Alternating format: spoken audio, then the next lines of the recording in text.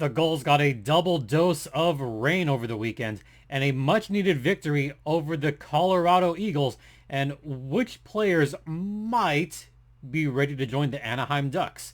We'll talk about all that and more on today's Locked On Gulls. Part of the Locked On Podcast Network.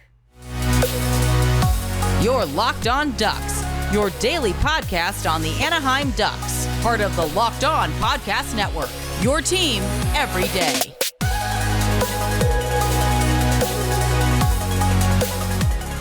Welcome to Locked On Anaheim Ducks, part of the Locked On Podcast Network.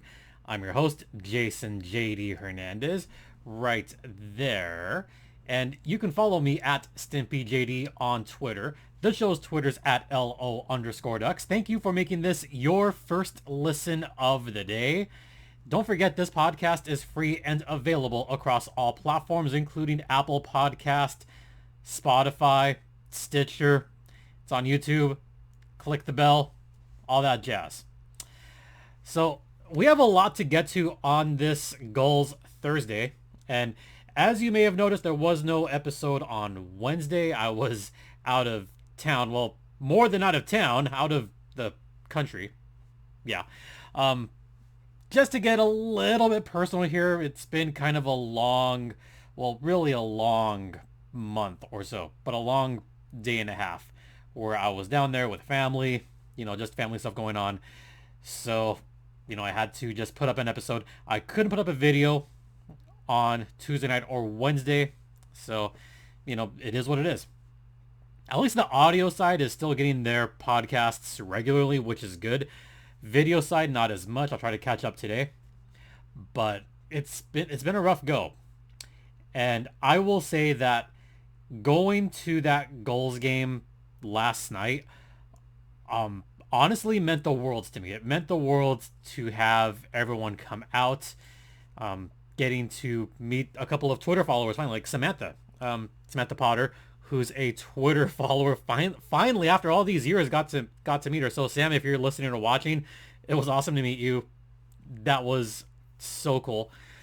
Callan finally formally met, and a lot of the great Gulls fans. I mean, I've said this over and over again.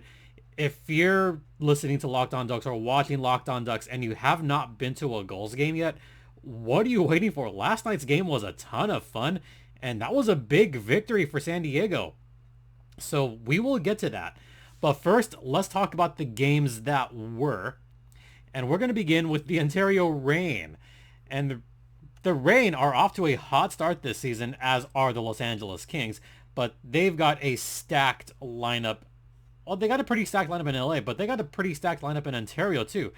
Imagine having like some of your frontline guys like Taylor Ward, who's been a big surprise for the Ontario Reign, Lias Anderson, who has been up with the Kings, Alan Quine, he's been a big surprise for the Reign as well. I liked watching his game. The two-time defending MVP, TJ Tynan, Akil Thomas, who I believe highly in, and you also have Tyler Madden and Samuel Fagimo. So you got some good talent on that Ontario Reign team. I mean, there's some quality guys. That's what it really is. There's some quality players on that Reign team. Oh, and you also have a couple of defenders who have spent some time in the National Hockey League. Tobias Bjornfoot and Jordan Spence. Jordan Spence, I think, was given a raw deal, but given the off-season signings, I think Jordan Spence was the odd man out, and he has been playing his ass off. He's playing like he wants to go back up to the Kings.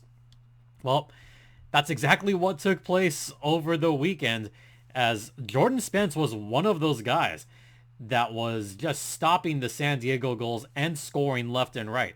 So starting with Friday's game at Pechanga Arena, this one was really a good one all throughout. As I mentioned, the defenders did their job on both sides, and I will credit Jordan Spence for doing a good job neutralizing some of the Gulls forwards throughout the game. There was at least two shifts, I think middle of the game and later in the game, where I could look and say Jordan Spence had an active stick. he stopped a play from developing. He had a couple of blocked shots as well. But there was plays that were starting to go on that you could see. And Spence was one of those guys, one of the better defenders in that game. On the other side, San Diego had a couple of defenders themselves that I thought were doing a tremendous job.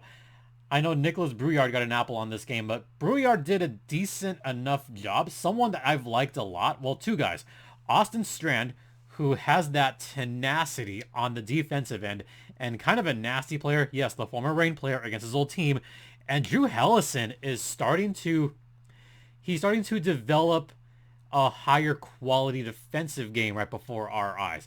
And Drew Hellison is someone that we do not talk a whole lot about, but I was impressed with Hellison throughout the weekend in general. So Friday's game, the bakery was closed for the majority of the game, but so was Phoenix's net. Yeah, it was Phoenix Copley versus Lukasz Dostal.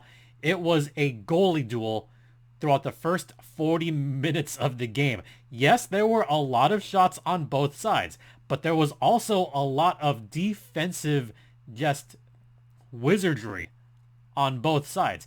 At the end of the second period, shots were 31-24 in favor of the goal. Yeah, 31-24. It was a high octane game. The pace, it wasn't that there was bad defense. It's that the pace was fast. They were just going up and down and being super aggressive with the shots. Looking at the shot attempts, it was definitely way higher on Friday's game than it was on Saturday's game for sure. Let me reassure you that. But that third period, Aiden Dudas finally broke through on a weird play, and then Alan Quine wound up with the game winner for the Ontario Reign. Scoring for the goals was Rocco Grimaldi, who's been playing his butt off as well. I'll talk more about him later. Rocco Grimaldi finally got his first as a goal, but was not enough. Ontario went on to win this game 2-1. Shots were 45-36 in favor of the San Diego Gulls. They were putting up some great shots. A lot of them from the high danger zone. But credit to Phoenix Copley for stopping 44 shots. Yes, Rocco Grimaldi got a star, but the two big stars of the game were the goaltenders. Look, Lukasz Dostal, he just got out-dueled on this one.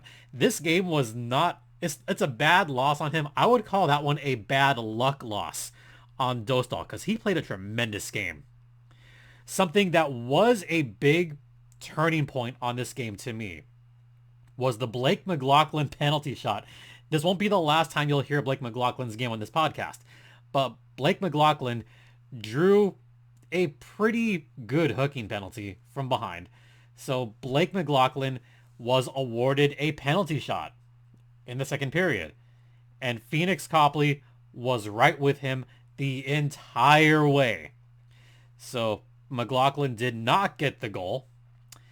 That to me was kind of a turning point because I thought that was the point where San Diego could have really busted through, and they didn't. But goalie duels happen. Copley, the deserved winner, and Dostal, the bad luck loser. But that's hockey. That happens sometimes. All right, we're going to head into the first intermission, and I really want to break down the next two games, so this might be a long podcast, just fair warning. But first, let's talk about betonline.ag, which is the one place that has you covered, the one place that we trust. BetOnline has you covered this season with more props, odds, and lines than ever before. The NBA season has started. Hockey's going on right now, including NHL and AHL, by the way. Football going into week 7. Baseball's dead to me. And you can check out boxing, MMA, horse racing, all of that on betonline.net. So head over to BetOnline using either your mobile device or your laptop. Head over there right now. BetOnline is where the game starts, and BetOnline is the official online sportsbook of the Locked On Podcast Network. And please gamble responsibly. Welcome back to Locked On Goals, part of the Locked On Podcast Network. You're locked in with JD Hernandez. Let's talk about the last two games the Gulls played. one in Ontario, the other at Pechanga Arena. So let's get to it really quickly. Saturday's game. That was a fun one for a plethora of reasons. First off, to the close to 100 Gulls fans. Yeah, there were a lot of them. To all the Gulls fans that came out to Toyota Arena on Saturday, yeah, I heard you. I mean, I tried to muffle it because I have to work, but you guys were loud. You guys were loud on that game, and we could hear the back and forth. I could hear the Gulls fans going, "Let's go Gulls. Let's go Gulls." On the other side, "Go Rain, go. Go Rain, go." I could hear it for a lot of the game. Y'all should be proud. You also should be proud that you had your banners out. And you know, it's kind of becoming more of a friendly-ish rivalry where the fan bases are starting to respect each other more, especially Gulls fans and Rain fans, because the Gulls fans, I think, are some of the best in the league. And this is not just a biased opinion. You know, I've been to games in, God, maybe 8 or 9 different AHL cities.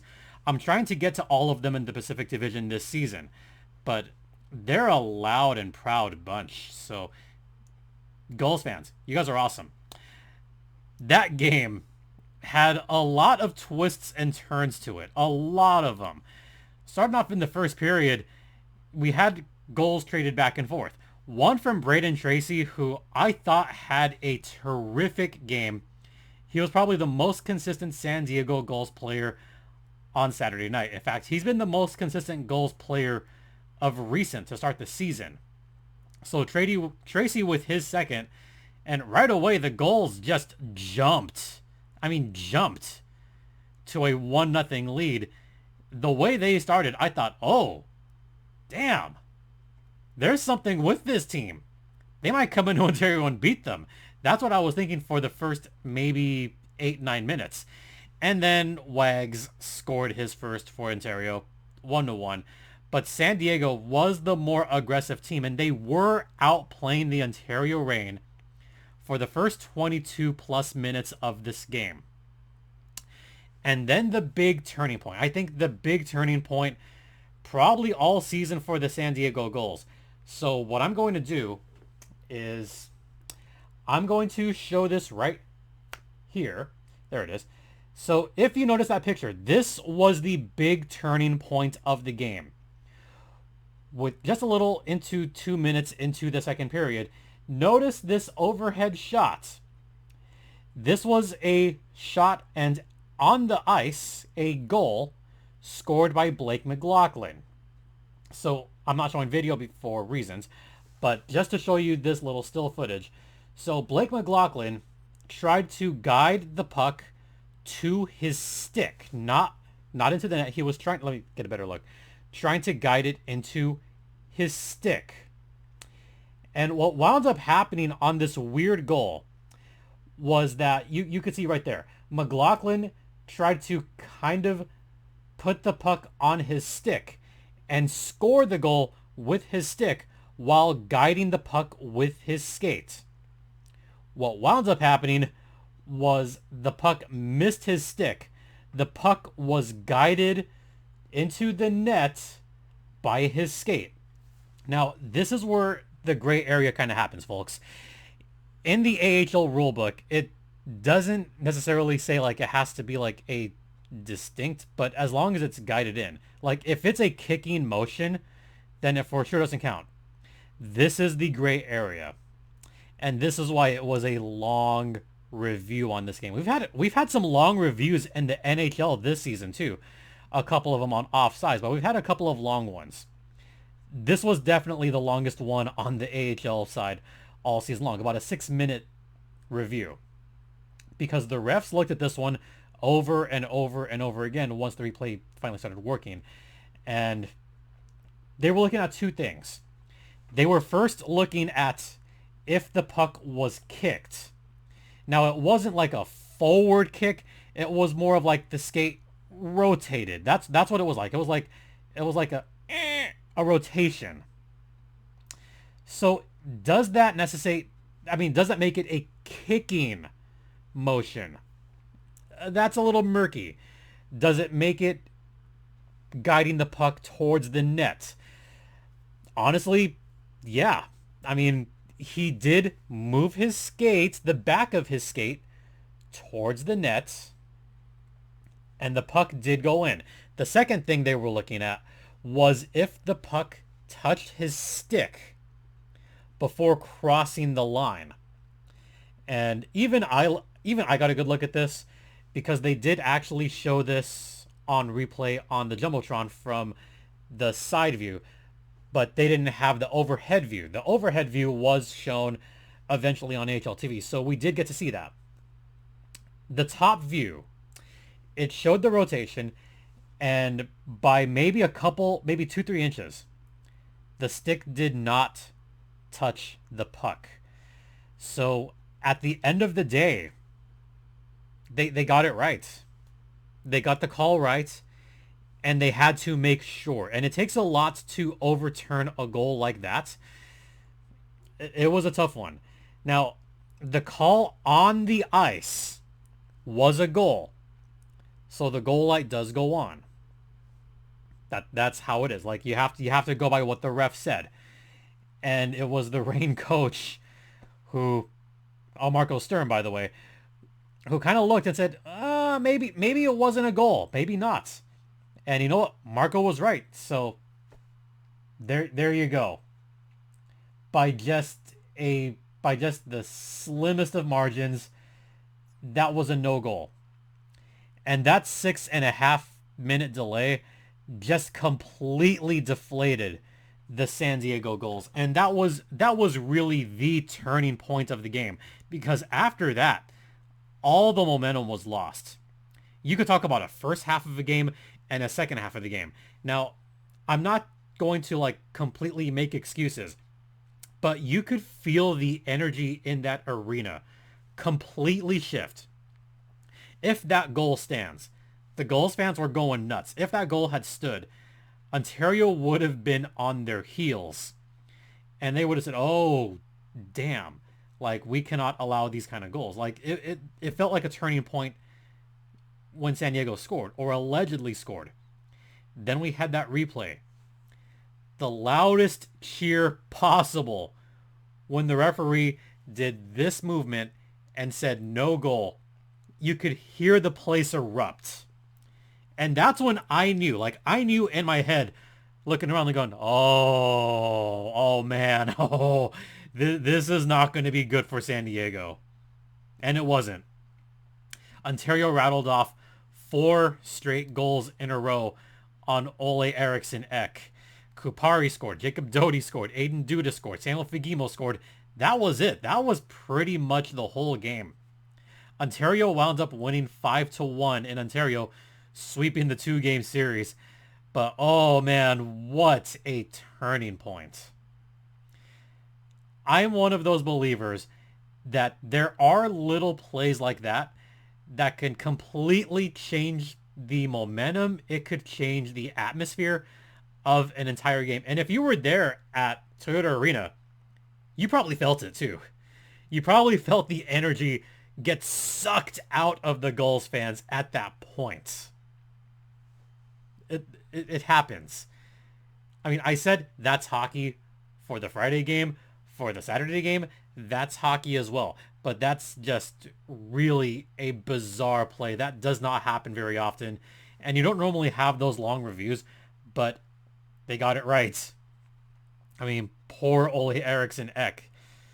And even John Broadbent, we even conversed, and he's like, yeah, they got that one right. Once they finally showed the overhead replay on AHL TV, yeah. Oh well. So I am way over time here. So what I'm going to do is take a quick break. The third segment is going to be particularly long. We'll get to that final segment and talk about last night's game, because it was a fun one, on the other side. Welcome back to Locked On Gulls, which is under the umbrella of Locked On Anaheim Ducks, which is under the bigger umbrella of the Locked On Podcast Network. And you're here with JD Hernandez talking about Gulls hockey, because we do Gulls Thursday every week, because, someone has to. I mean, look, I've always been a minor league guy. I've, been around the AHL for, oh God, it's 2022 now. So been around it for 7 years. Oh my God, 7 years? Woo. Last night's game was one of the best games that I've had the pleasure of going to.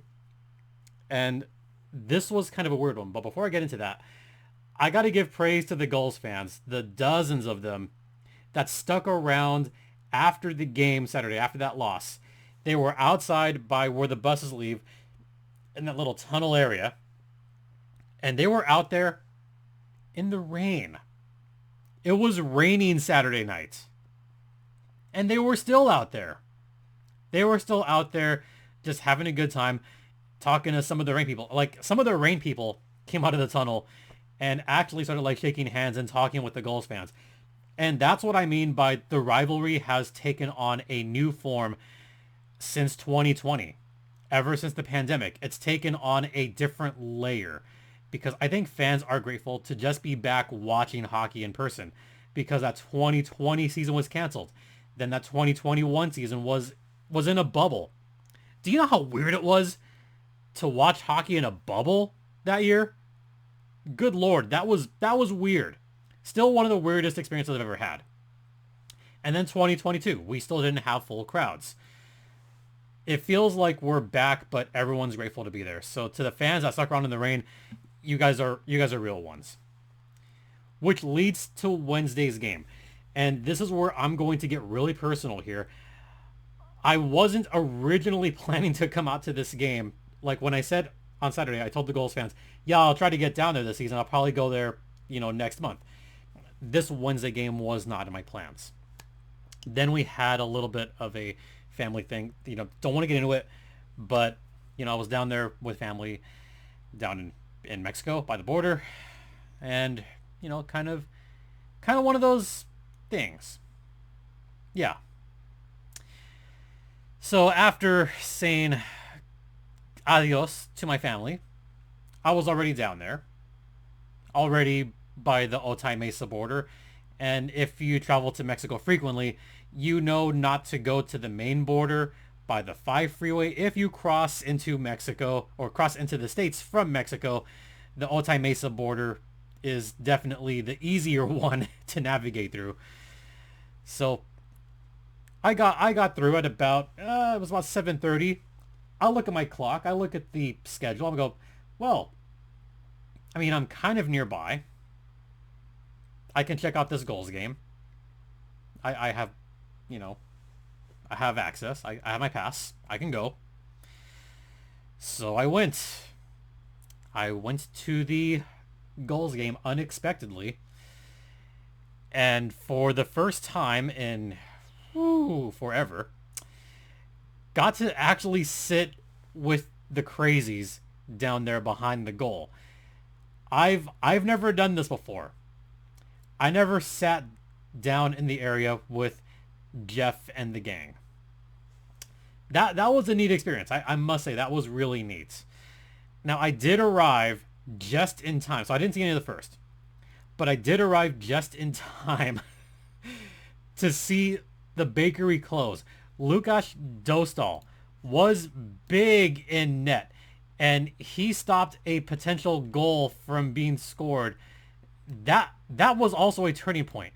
Callahan Burke got hooked from behind on a breakaway, and Dostal stopped it right there. So that's where I came in. At the time, it was a 2-1 hockey game. I had just missed Jean-Luc Foudy's first goal. I also missed Rocco's power play goal and Brouillard's power play goal, so I missed that. But the Jean-Luc Foudy goal, his second one, that was a between the legs goal. That was an amazing shot. So that made it 2-2. I apparently also missed all the penalties in the first period because I was told, yeah, there was some rough stuff going on. Like, can you believe that you missed the Keaton Middleton fight? Who apparently turtled a little bit. So for the rest of the game, they were calling Keaton Middleton Turtle. Yeah, so let's talk about the third period. The third period, I think, is going to be important for the San Diego Gulls to build off of, because this was a period where they proved their mettle, and they proved just how much they've grown over the past week or so. Because first you had the Josh Lapina goal, and then late in the third, Shane Bowers tied it up on Lukas Dostal. Then with about 6 minutes left, San Diego began to get aggressive. And you know who it was that was being aggressive? Two guys. Rocco Grimaldi, who gets into the zone pretty easily every time. And I love watching Rocco play. Rocco skating into the zone and not having anybody just get to him. That's great. I also loved Rocco Grimaldi. You know, he's a shorter guy, but he was trying to get in there, protect his teammates. And this was at a moment in the game where there was a lot of rough stuff going on. You know, Nicholas Brouillard got in there. He got a 10-minute misconduct. But Rocco got right in there. He got right up in everyone's faces. And Dust was like, no, I'm going to get you. I'm going to get you. Like, he was going after it. Good for him. Good for Rocco getting in there and trying to show everyone else who's the boss. So I loved it. And then you had Jacob Perreault, who was weaving through the defense as well. He almost scored. Almost scored. And then you had the chaotic goal. And then the last goal of the game. This one, I think, does deserve a picture. So I'm going to move once again and show you just how crappy of an angle this was. I mean, there's bad angle goals. And then there's this. This was a crappy angle. This was almost right at the red line. And Jacob Perreault just kind of sniped it towards the net. And it found the maybe 1-inch hole.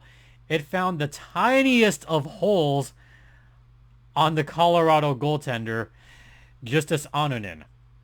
That was that goal. How does that get through? There was maybe a little sliver on the 7 hole. That's where it went through. And I happened to be right there, right on that side, right in front of Jeff. So I had the perfect angle for this.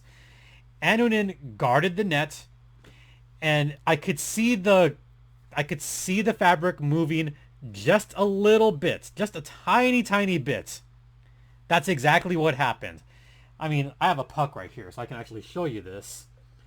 Let's say there's a good one. Oh, it's a rain puck. Irony. Let's say there is this puck that goes through and you're guarding the net. And it goes through this little, I'm going to try to illustrate this as best I can, so bear with me. There's this little sliver right on the shoulder. Bloop. That's where it went through. The puck was on its side. I dropped the puck. The puck was on its side. I have another puck here. Hey, look at that. All-star puck. How cool is that? So it kind of really just bloop, slivered through. The puck started off flat. When Jacob Perreault shot it, it started to go a little bit on its side. And when it got to Justus Anonin, it was on its side and just floop right there. Not even, I mean, I don't even know like how wide this is, but that was a tiny little hole. That was, I mean, the puck is not even an inch thick. It's maybe 7/8 of an inch. He found that 1-inch hole, went through. That's how the goal was scored. I mean, only Jacob Perreault, and I'm going to get out of here. Only Jacob Perreault would attempt that kind of shot. And I sometimes say, just get pucks on net and good things will happen. And that good thing did happen. So Jacob Perreault wound up with the game-winning score on a stupid angle. And I know Dan Wood, Ducks broadcaster, he loves bad angle shots. I mean, I know Steve Carroll likes it, but I've talked to Dan. And he loves them. So Dan, that one's for you. 4-3, the final score against the Colorado Eagles. It was so dumb. How do you score with that impossible angle? Jacob Perreault just did it right there. So I know I'm over time, but I mentioned that I was going to talk about this at the start. So I'm going to talk about this now. Jacob Perreault, I think, is one of those guys that could move up, but he also had a couple of really bad shifts in Ontario, and despite the goal, he's had a decent enough season. But I think the player that has been the most consistent for the San Diego Gulls as far as not having any bad shifts and putting on some good shot attempts on net would be Braden Tracy. Now, there's a reason that Felix Sicard was high on Tracy moving up, and I'll agree. I'll agree with Felix on this, especially looking at last night's game in San Diego. I think that Braden Tracy had the majority of good shot attempts and was really instrumental in moving the puck around, especially when the goals were on the power play. He was one of those essential guys that eventually found himself on the bumper. Now, Braden Tracy did not get credited with any apples on this game, but he did indirectly help in a couple of goals on the night. So for what it's worth, I think Tracy did have a good game. Tracy was instrumental, especially, and looking back, he was instrumental in also stopping some goals on this night as well. So I give Tracy a lot of credit. I give Tracy for really helping out on that chaotic goal from Josh Lapina. Even though, and once again, Tracy does not get an assist on this, I would give him half an assist. So, yeah, he's been really good. The other guy that has been probably one of the best players for San Diego this season has been, well, who else? Rocco Grimaldi. Rocco Grimaldi this season already has 6 points, 2 goals, 4 assists, and he hasn't even played every game. Rocco Grimaldi in only 4 games has 6 points and already showing that tenacity that we really have been accustomed to seeing from him in his time with San Antonio, with Milwaukee, with the Nashville Predators. Rocco had a quality game. Second star last night, which was deserved. I mean, Jacob Perreault was the first star for the game-winning goal. But Rocco Grimaldi, I think, has been one of the top, if not the top players for San Diego. And I'm still surprised that the Anaheim Ducks did not sign him to a contract. So I'm wondering if the Ducks even paid attention to last night's game. I mean, I know that the Ducks did have a game last night. I'll admit I didn't watch it. I am eventually going to watch it. As soon as I'm done with recording this, I'm going to go back, watch as much of that game as possible, record another podcast talking about last night's game, because I did promise it was going to be a double header on Thursday because there was no show on Wednesday. But I gotta say, pay attention to Rocco Grimaldi. Look at the work that he's putting in with San Diego. I guarantee you he would help improve the Anaheim Ducks right now. Maybe they'll get more than one win. So if you're a San Diego Gulls fan, I know y'all love Rocco right now. Might not want to get used to this because the Ducks, they need help. And Tracy and Grimaldi, I think, are two of the guys that could definitely help. As far as defensemen, I don't think any one defenseman has really completely stood out that can help out the Ducks right now. And yeah, I know the Ducks did let some guys go last season and even on waivers. Kind of a misplay there. Yeah, the Ducks do need help on the defensive end, but I don't know if any of those guys can help because Axel Anderson, he had a couple of bad shifts on last night's game. He got burned on one of those Colorado goals. Just completely burned. And I was left shaking my head going, oh, buddy, not a good one. Olli Juolevi had a really bad game last night. He was the other one that just got torched by Colorado last night. Just absolutely torched. I mean, the one defenseman that I thought was good when he was on the ice was Nicholas Brouillard. But even Brouillard has not been consistent all season long.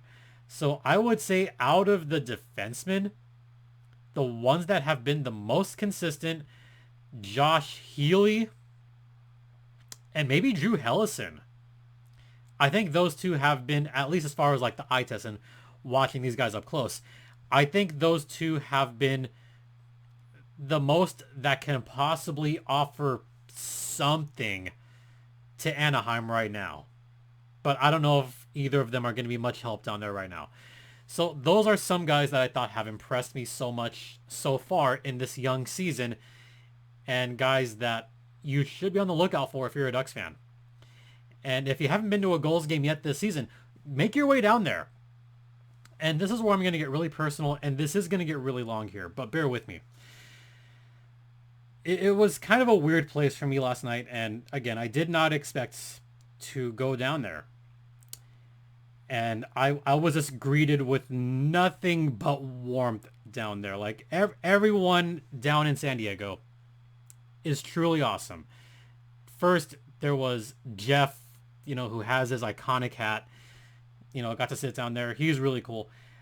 Even Bobby Cressy, who is the San Diego Padres organist. And he's also the San Diego Gulls organist from time to time. He recognized me right away. Got to talk to Bobby for a little bit. I don't think he expected me down there either. He's like, hey, what are you doing? I told him what was going on.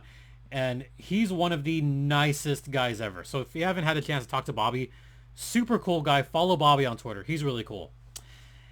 Callan, who is the announcer, who says, San Diego goal! Does a great job. And everybody down in that area where all the fans, like the crazy fans, sit. And I love the crazy fans. Love them. All of them down there who chant, hey goalie, 1, 2, 3, 4. It's all your fault. You suck. Lose. Like, woo. They all greeted me warmly, and that meant a lot. I mentioned Samantha, who's another longtime fan of the podcast, who's a longtime follower on Twitter. Sam is one of the sweetest people you could ever meet. So again, for all the Gulls fans, you guys are awesome. I'm definitely gonna try to make it down there for as many games as possible because y'all are amazing. And just to even show this, I got this as a little gift last night.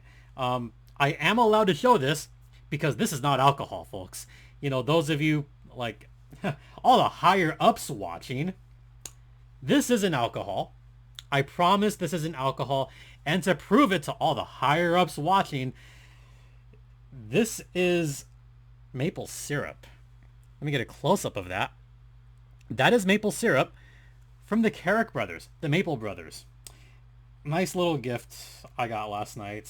The Carrick brothers, Trevor Carrick, Sam Carrick, former brothers on the San Diego Gulls. And I showed this because this is a Gulls or Locked On Gulls podcast for today. This was really cool. I can't believe how nice everyone has been. It means a lot. And some of you that know how tough of a year it's been in general, I can't thank you enough. I really can't. So yeah, you guys are amazing. I can't wait to see some of you back up in Ontario. I want to say November 13th. November 13th is the next time the San Diego Gulls go up to Ontario. And I hope to see a lot of you guys there. Even if you guys are Ducks fans, I'm hoping to see some of you guys there. And I'm going to try to make it a point to get some fans down there. So, yeah, let's rock it out. All right, that's going to do it for today's Locked On Gulls podcast. Once again, huge shout out to everyone down in San Diego. You guys are amazing. Ducks fans who have seen me talk about the Gulls for the past 40 minutes. Oh my God, this is so long. Make your way down there. I promise you'll have fun. Yeah. Whew. Don't forget, this podcast is free and available across all platforms. You can follow me on Twitter at StimpyJD. The show's Twitter is at LO_Ducks. If you want to drop me a line, you could email me at LockedOnAnaheimDucks Thanks for making this your first listen of the day. Don't forget to make Locked On NHL your second listen. I'm way over time, so I'm just going to say thank you all so much for your continued support. It is so greatly appreciated. For Locked On Anaheim Ducks, I'm Jason JD Hernandez saying have a great rest of the day. Please continue to be safe out there, be kind to one another, and Ducks and Gulls fly together. Caw-caw, caw-caw.